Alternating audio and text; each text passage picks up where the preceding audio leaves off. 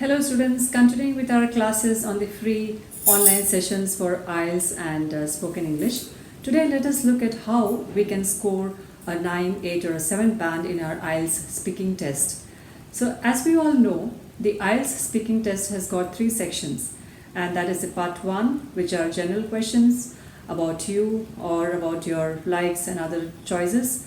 Besides this, we have part 2, wherein we have to speak for 1 to 2 minutes, which is a cue card, and there we are given a topic and where we have to speak for continuously for 1 to 2 minutes.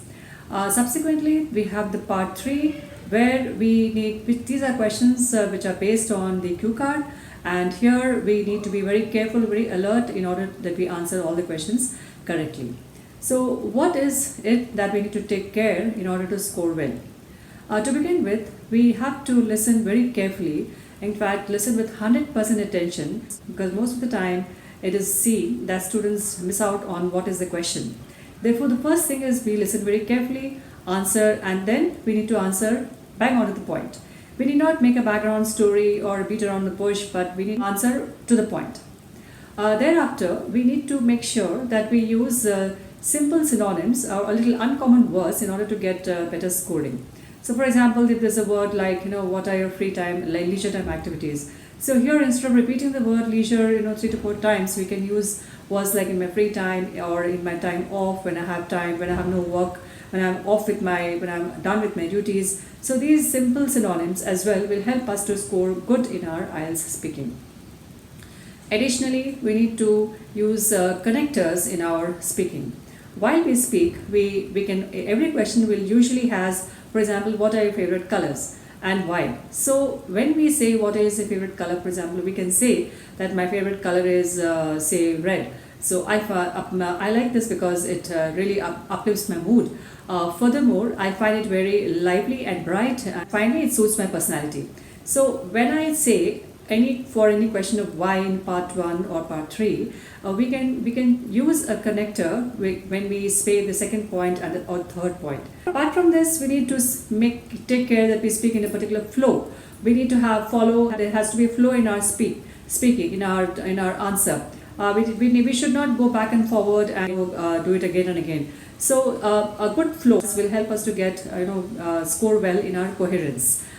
Furthermore, we take care of the grammar part, in the sense, have, has, and all these simple mistakes which sometimes students make. For example, people have, people has. This is something where we can just work on our grammar section and we can improve, make sure that we use grammar correctly. Coming to the cue card, we have to make sure that we cover all the questions of the cue card and not miss out any. Otherwise, we lose out on the task response area.